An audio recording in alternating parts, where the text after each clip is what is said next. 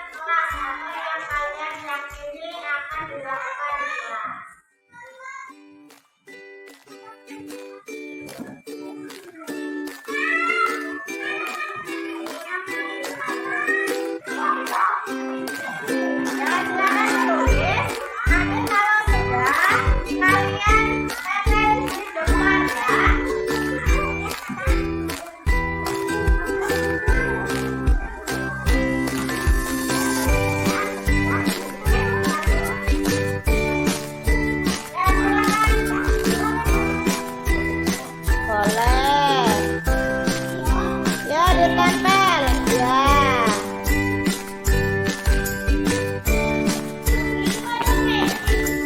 Berapa apa? Ya ditempel yuk. Di sebelah sana.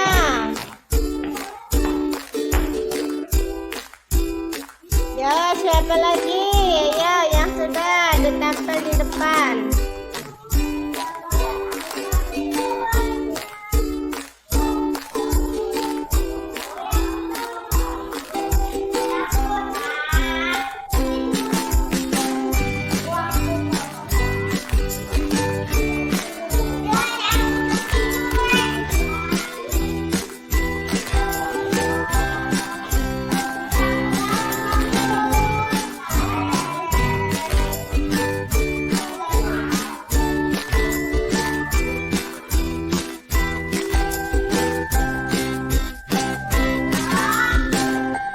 Kalau nggak cukup di atasnya boleh ya.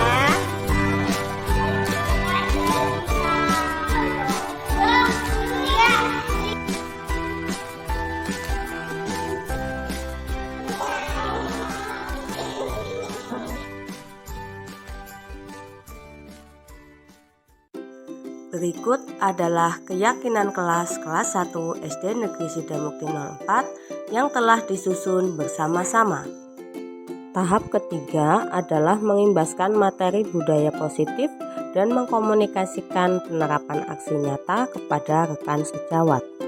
Assalamualaikum warahmatullahi wabarakatuh. Waalaikumsalam warahmatullahi wabarakatuh.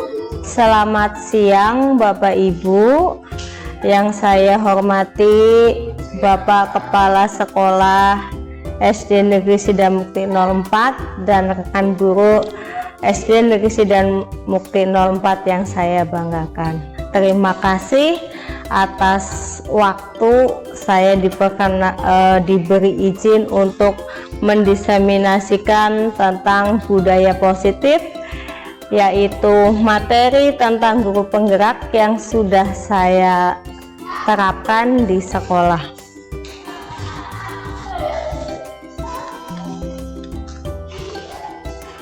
Dalam diseminasi ini ada 6 topik, yaitu yang pertama tentang disiplin positif dan nilai-nilai kebajikan universal.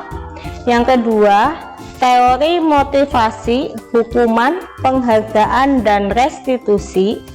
Yang ketiga, keyakinan kelas. Yang keempat, kebutuhan dasar manusia dan dunia berkualitas. Yang kelima, restitusi 5 posisi kontrol. Dan yang keenam, restitusi, yaitu segitiga restitusi. Yang pertama, disiplin positif dan nilai-nilai kebajikan universal. Disiplin positif, teori kontrol yaitu tentang teori pilihan yang diteorikan oleh Dr. William Glasser, yaitu tentang kontrol. Pada dasarnya, semua perilaku manusia itu memiliki tujuan. Setiap orang itu memiliki kontrol terhadap dirinya sendiri atau dirinya masing-masing. Jadi semua kejadian di luar sana tidak bisa mempengaruhi kita kecuali kita sendiri yang mengontrol. Selanjutnya, model berpikir menang-menang, kolaborasi dan konsensus menciptakan pilihan-pilihan baru, dan realitas tentang kita berusaha memahami pandangan orang-orang tentang dunia. Selanjutnya, mungkin Bapak Ibu tidak asing dengan kata disiplin. Apa itu disiplin? Disiplin adalah sebuah arti dari kata belajar, bahwa disiplin itu membuat orang menggali potensinya menuju sebuah tujuan yang dia hargai. Oleh karena itu, hendaknya disiplin itu tumbuh dari dalam diri sendiri atau motivasi intrinsik. Nilai-nilai kebajikan universal. Nilai-nilai kebajikan universal adalah sifat-sifat positif manusia yang merupakan tujuan mulia yang ingin dicapai setiap individu. Baik Bapak Ibu, tentunya nilai-nilai kebajikan universal ini tidak asing. Nilai universal apa yang sudah kita lakukan di sekolah kita? Di antaranya apa? Gotong royong. Ya, gotong royong. Lalu? Ya, bernalar kritis. Ya, bertakwa dan beriman kepada Tuhan Yang Maha Esa. Nah, nilai-nilai kebajikan universal ini yang memang kita gerakan atau kita biasakan untuk menjadi budaya positif. Selanjutnya, teori motivasi hukuman, penghargaan, dan restitusi. Teori motivasi perilaku manusia terbagi menjadi dua, yaitu motivasi eksternal atau motivasi yang datangnya dari luar, dan motivasi internal atau datangnya dari dalam diri kita sendiri. Lalu motivasi apa yang paling baik untuk kita lakukan? Iya, motivasi internal. Karena motivasi internal adalah untuk menghargai diri sendiri. Bagaimana kita ingin diperlakukan, bagaimana kita ingin menjadi seorang apa, yaitu motivasinya dari diri sendiri. Sedangkan motivasi eksternal atau motivasi yang datangnya dari luar adalah motivasi yang datangnya itu untuk menghindari hukuman, menghindari ketidaknyamanan, menghindari hanya untuk mendapat imbalan, ingin disebut A, ingin disebut B, dan sebagainya. Itu adalah motivasi eksternal. Nah, motivasi yang paling baik adalah motivasi internal, yaitu motivasi yang datangnya dari dalam diri sendiri. Selanjutnya, bentuk program kebajikan yang bisa dilakukan adalah seperti berikut. Beri dukungan secara khusus. Selanjutnya, beri pengakuan secara pribadi. Beri pengakuan kepada semua murid secara bergantian. Beri pengakuan secara konsisten kepada murid dan fokus kepada proses. Contoh pengakuan atau apresiasi kebajikan. Kemarin saya perhatikan kamu berbuat A, B, C. Lalu nilai kebajikannya, rasa empatimu besar sekali. Situasinya pada saat menolong murid baru di kelas kita, misalkan seperti itu ya. Jadi ini bisa kita perankan atau lakukan.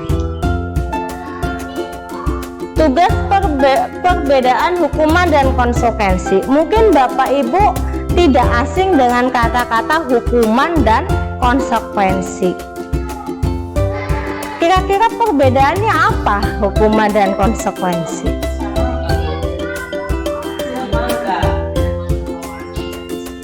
Berbeda ya. Berbeda ya, karena hukuman ini biasanya aturannya itu langsung dibuat, tidak ada persetujuan.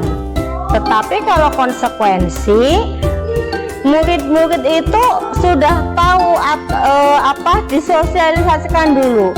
Jika kamu melakukan A, maka kamu akan B. Nah, konsekuensi itu seperti itu. Jadi ketika pelajaran olahraga, misalkan dia telat 5 menit, maka dia harus berlari 5 keliling. Nah, itu merupakan konsekuensi karena dia ya telat di pelajaran olahraga, misalkan seperti itu. Tapi yang namanya hukuman, contohnya begini, misalkan seorang murid tidak membawa buku PR, dihukumnya suruh lari Nah, ini berarti hukuman karena tidak ada keterkaitan antara tidak membawa buku PR dengan lari, begitu. Dan anak pun dia tidak tahu bahwa kalau tidak membawa buku PR itu dia suruh lari, tidak tahu. Jadi kalau konsekuensi itu dia tahu aturan dan konsekuensinya itu konsekuensi. Tapi kalau hukuman dia hanya tahu melakukan kesalahan dan lalu diberi hukuman, itu hukuman. Dan kita sangat tidak dianjurkan untuk melakukan hukuman. Ya. Kita lanjut. Nah, ini contohnya, menggantikan kertas tugas teman yang telah dicoret-coret. Ini hukuman atau konsekuensi? Konsekuensi. Karena apa? Dia sudah mencoret-coret, maka dia harus ganti. Begitu. Yang namanya hukuman contohnya, mencatat 100 kali di dalam buku kalimat saya tidak akan terlambat lagi karena terlambat ke sekolah. Tidak ada hubungannya terlambat dengan menulis 100 kali. Dan itu pun belum tentu akan mengurangi kelakuan menjadi baik, belum tentu.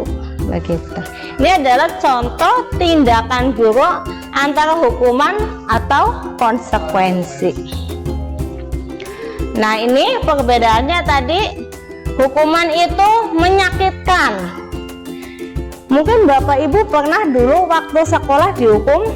Nah, sampai sekarang terasa tidak? Ya, masih ingat, aduh saya dulu ya, misalkan dulu pernah dibalang pakai penghapus ya, itu hukuman. Karena ya bukan suatu yang sudah disetujui ya, kecuali kalau mengantuk nanti dilempar pakai penghapus. Nah, mungkin tidak akan ngantuk karena tahu konsekuensinya kalau ngantuk dilempar penghapus. Nah, ini tidak. Begitu ngantuk langsung jeder papan papan penghapus, maka itu suatu hukuman dan itu sangat tidak dianjurkan. Ya, menyakitkan. Mungkin sampai saat ini Bapak masih terasa ya, masih terngiang-ngiang. Nah, konsekuensi itu sesuatu yang harus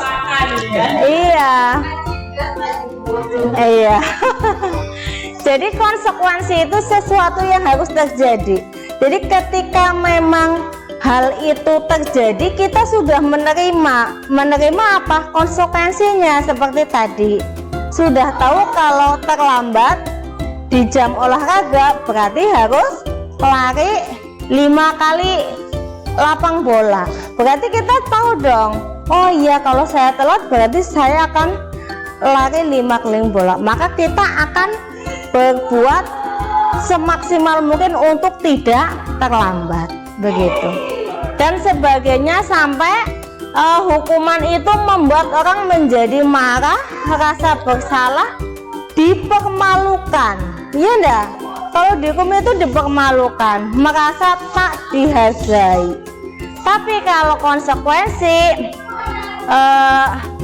memang dibuat menjadi tidak nyaman, untuk sementara dan kehilangan hak. Tapi itu kita sudah menyadari bahwa kalau saya berbuat seperti itu, memang itulah konsekuensinya. Itu konsekuensi. Ya. Selanjutnya restitusi. Restitusi, ada yang pernah tahu restitusi? Belum. Ya, restitusi itu adalah menciptakan kondisi bagi murid untuk memperbaiki kesalahan mereka, tapi membuat mereka itu menjadi lebih kuat. Bukan menjadi orang yang gagal, bukan menjadi orang yang merasa bersalah. Nah, ciri-ciri restitusi adalah bukan untuk menebus kesalahan, namun untuk belajar dari kesalahan, memperbaiki hubungan, bukan paksaan tapi merupakan tawaran solusi, lalu mencari kebutuhan dasar yang mendasari tindakannya. Jadi kita mencari tahu alasannya anak tersebut berbuat seperti itu tuh apa ya. Lalu restitusi itu fokusnya pada karakter, bukan kepada tindakan. Nah, restitusi fokusnya pada solusi, bukan bagaimana membuat anak merasa bersalah, tapi mencari solusi dari tindakan tersebut. Lalu restitusi mengembalikan murid yang berbuat salah pada kelompoknya. Jadi kita membimbing supaya mereka atau dia yang melakukan kesalahan juga mencari solusinya juga sesuai dengan yang mereka inginkan begitu. Selanjutnya adalah keyakinan kelas. Mengapa tidak peraturan saja? Mengapa harus keyakinan kelas? Nah, mengapa kita menegakkan keyakinan kelas bukan peraturan kelas? Apa sih yang membedakan antara peraturan dan keyakinan? Ya, di sini keyakinan adalah hasil dari musyawarah ya di kelas atau kesepakatan bersama. Tapi kalau peraturan itu adalah aturan yang dibuat oleh sekolah tanpa mempertimbangkan apakah murid kita sepakat, setuju atau tidak. Selanjutnya tentang budaya positif harus dikembangkan di mana? Pertama, di lingkungan positif. Ketika budaya positif, maka lingkungan pun menjadi positif. Lalu apa? Di lingkungan positif pasti ada keyakinan kelas. Nah, keyakinan kelas ini terbentuk selain keyakinan kelas juga peraturan kelas. Nah, mana dampak yang paling bermanfaat bagi siswa? Budaya positif. Karena di sini lingkarannya paling besar, berarti itu yang paling mengena kepada siswa. Sedangkan peraturan kelas lingkarannya paling kecil karena apa? Peraturan kelas itu tidak bermakna bagi murid. Kenapa? Karena aturan itu tidak tahu siapa yang membuat, bukan mereka sendiri. Tapi ketika keyakinan kelas mereka yang buat, setelah keyakinan kelasnya mereka buat, lalu jadilah lingkungan yang positif. Lingkungan yang positif menimbulkan budaya positif. Ini contoh merupakan keyakinan kelas dan mengapa itu terjadi ya. Selanjutnya ini contoh peraturan kelas. Dilarang mengganggu orang lain, maka keyakinan kelasnya menghormati orang lain. Dilarang menggunakan narkoba, peraturan kelasnya, maka keyakinan kelasnya kesehatan. Jadi kita ke anak, ayo kita tegakkan, ayo kita misalkan menjaga kesehatan, ayo kita menjaga keselamatan dan keamanan. Yang biasanya konteksnya jangan berlari di kelas, jangan berlari di koridor. Kita tekankan, ayolah kita jaga keselamatan, ayolah kita jaga keamanan, begitu ya. Selanjutnya, kebutuhan dasar manusia dan dunia berkualitas. Ada 5 kebutuhan dasar manusia. Yang pertama, survive atau bertahan hidup. Kita semua bekerja ya Bu, Bapak. Iya. Kenapa kita harus bekerja? Ya betul.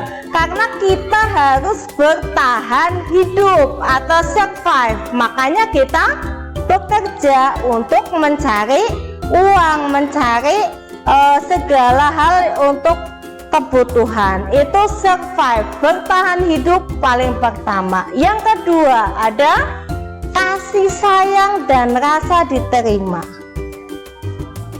Apalah diri ini kalau tidak ada yang menyayangi. Apalah diri ini kalau tidak ada yang menerima. Iya. Selanjutnya adalah kesenangan. Ada di sini yang tidak punya kesenangan? Iya. Bete. Betul. Harus punya kesenangan.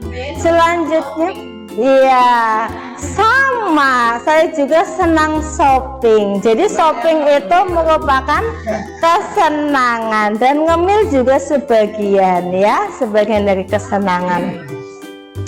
Kebebasan. Kebebasan juga merupakan kebutuhan dasar manusia. Kita sampai saat ini merdeka. Merdeka berarti bebas. Apalah artinya kalau hidup tapi tidak merdeka atau tidak bebas. Selanjutnya adalah penguasaan. Butuh tidak penguasaan? Butuh. Kalau kita punya sesuatu tapi kita tidak menguasainya, bagaimana? Percuma. HP dipegang sama suami, berarti tidak ada penguasaan. Padahal HP saya itu, misalkan ya, betul ya. Nah, jadi penguasaan ini penting. Ya, kalau kita tidak punya penguasaan, berarti kita tidak bisa melakukan hal-hal di dunia ini kalau tidak punya penguasaan. Jadi penguasaan, kebebasan, kesenangan, kasih sayang dan rasa diterima, survive atau bertahan hidup itu adalah dasar, kebutuhan dasar manusia. Selama apa? Selama dia hidup, begitu ya. Oke, untuk kebutuhan dasar apa ada yang bisa cukup kita lanjut nih.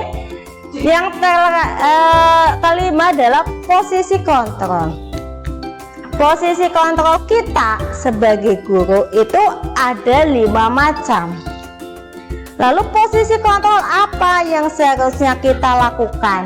Ya, pertama, posisi kontrol itu ada 5. Ada penghukum, pembuat orang rasa bersalah, teman, pemantau, dan manajer. Nomor 1, 2, 3, 4 1 dan 2 penghukum dan pembuat orang merasa bersalah itu dihindari ya, harus dihindari ya. Walaupun ketiga dan keempat juga kita sering lakukan, mungkin 5-5-nya kita sering melakukan, tapi yang paling harus dilakukan, diterapkan adalah posisi sebagai manajer. Posisi sebagai penghukum misalkan sering menghardik, menunjuk-nunjuk murid, itu penghukum. Lalu pembuat orang merasa bersalah, ibu kecewa, ibu sangat kecewa kamu dan sebagainya ya, itu pembuat rasa bersalah. Teman, ayolah, demi ibu, ayo lakukan, itu sebagai teman. Lalu pemantau, kelihatannya kamu dari tadi cuma begitu-begitu saja, kamu tidak melakukan apa-apa dan sebagainya, itu pemantau. Nah, manajer, kita mencari motivasi anak bisanya berbuat seperti itu tuh apa ya, mencari kebutuhan peserta didik itu aslinya seperti apa. Ini kita sebagai manajer, apa yang kamu yakini, menurut kamu apa yang bisa kamu lakukan untuk memperbaiki ini. Jadi semua solusi itu berasal dari dia sendiri, dari murid sendiri. Itu sebagai manajer. Siap ya Bapak Ibu menjadi posisi kontrol manajer. Ya. Selanjutnya, segitiga restitusi. Tadi restitusi sudah kita bahas ya, bahwa restitusi itu menyelesaikan masalah yang membuat anak itu karakternya menjadi kuat, mengembalikan ke kelompoknya, solusinya mereka yang mencari juga kesepakatan dengan mereka. Segitiga restitusi terbagi menjadi 3, yaitu pertama tahapannya ada menstabilkan identitas.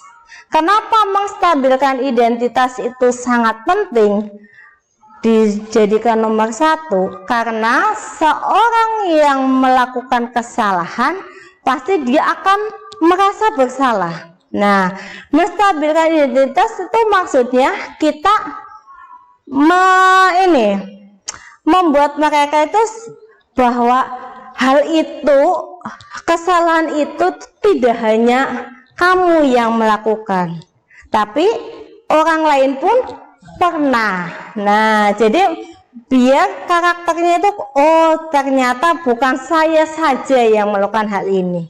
Itu pertama, menstabilkan identitas. Lalu yang kedua adalah validasi kebutuhan. Validasi kebutuhan itu mencari atau menanyakan atau validasi tindakan. Bertanya, kamu itu melakukan seperti itu kenapa? Jadi kita mencari alasan dari anak tersebut atau murid tersebut melakukan hal itu.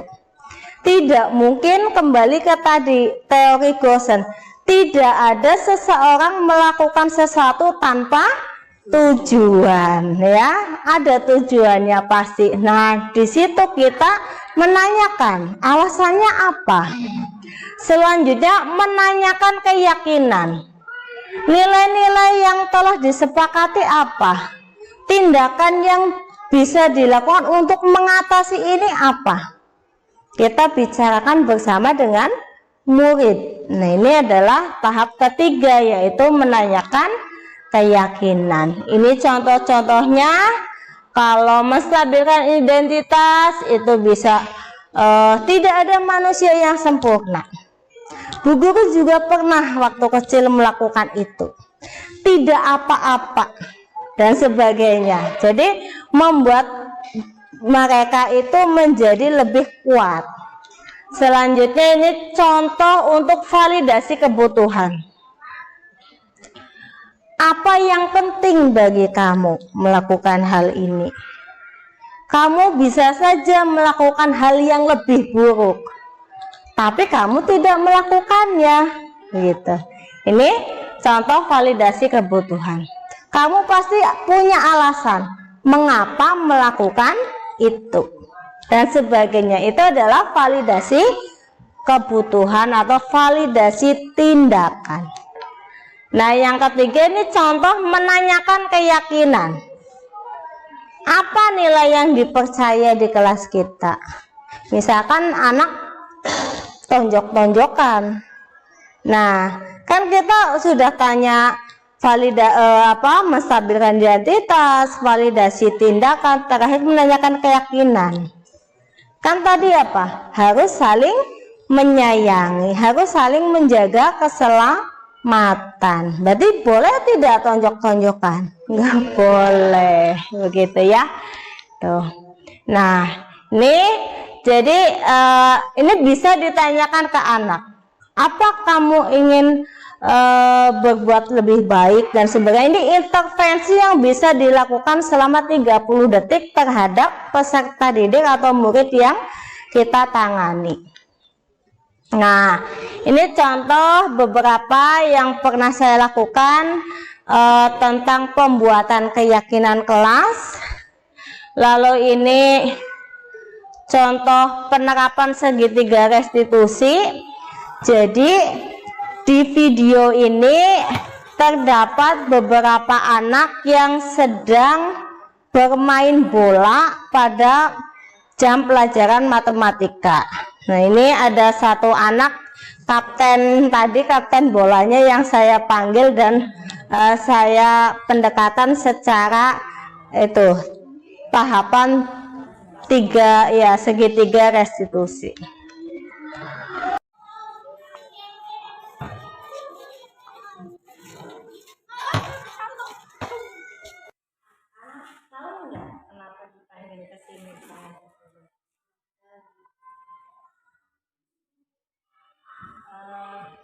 Kayaknya tadi Bu Guru lihat kakak sedang main bola ya.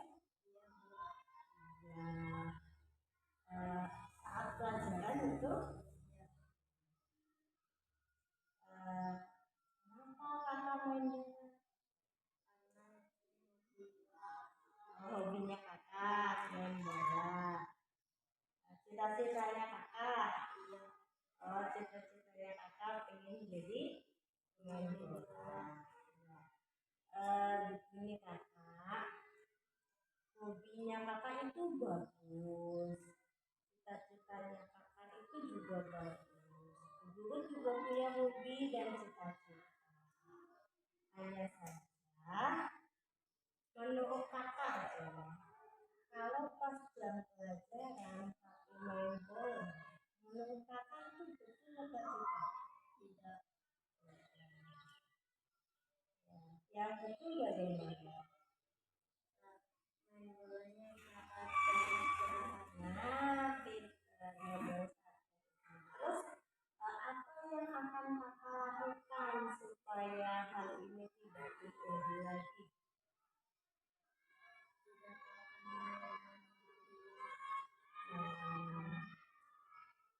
Tidak akan mengulanginya lagi. Terus main bolanya apa?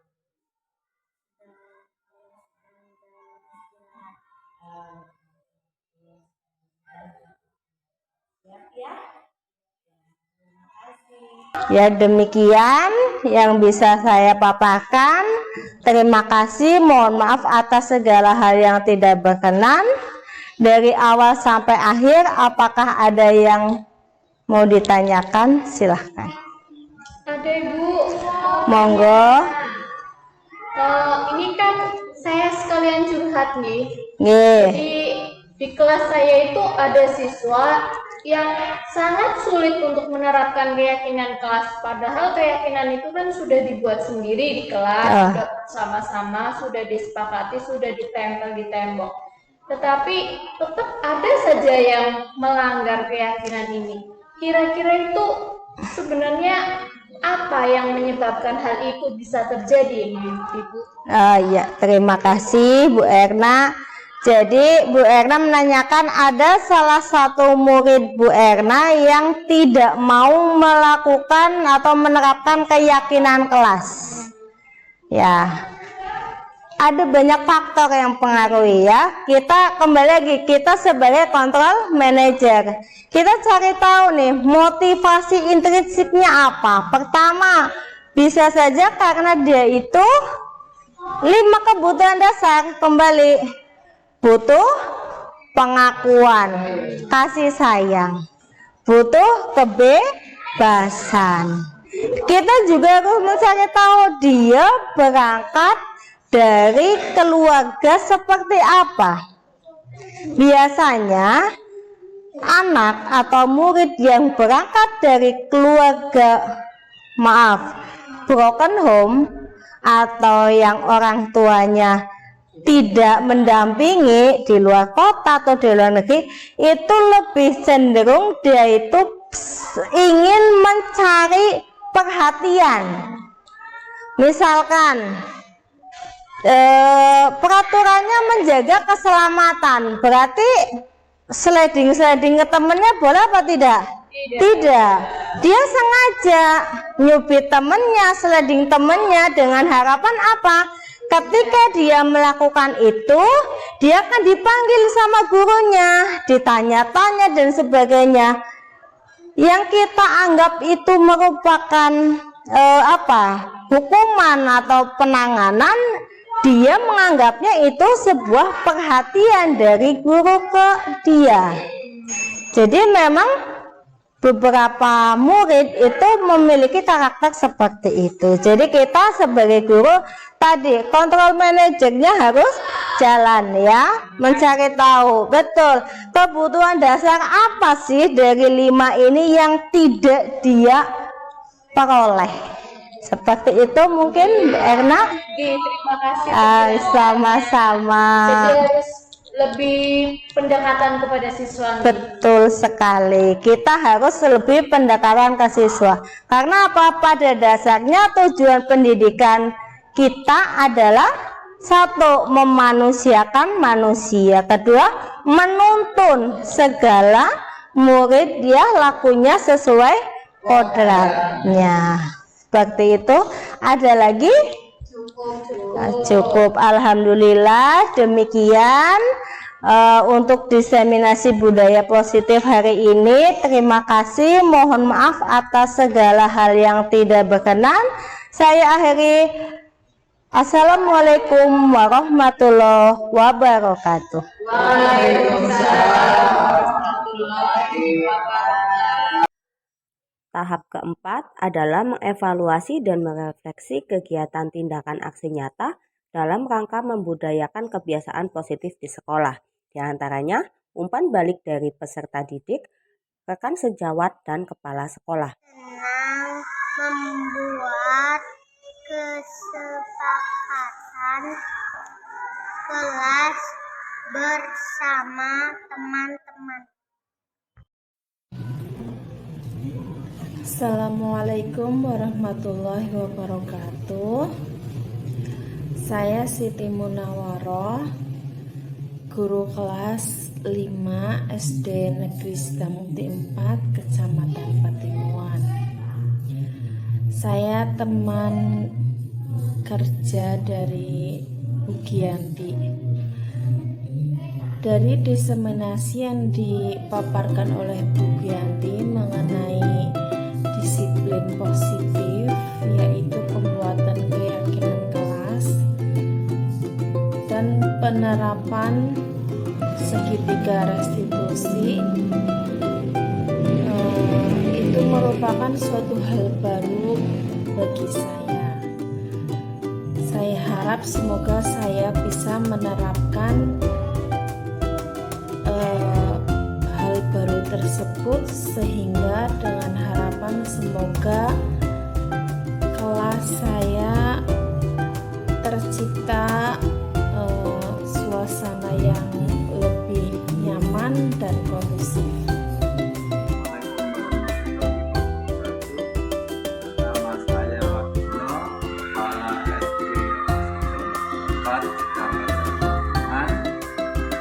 Dari diseminasi yang dipaparkan oleh Bu Giyanti tentang penerapan disiplin positif, yaitu pembuatan keyakinan kelas dan penerapan segitiga restitusi sekolah, saya berharap semua guru dapat menerapkan di kelasnya masing-masing, karena ini suatu kebaruan yang baik untuk diterapkan agar tercipta sekolah yang aman dan kondusif.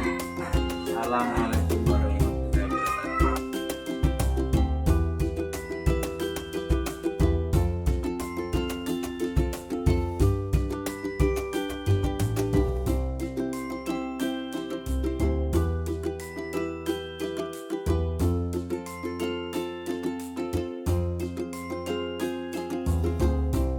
Demikian aksi nyata modul 1.4 tentang disiplin positif yang telah saya lakukan di SD Negeri Sidamukti 4. Semoga bermanfaat.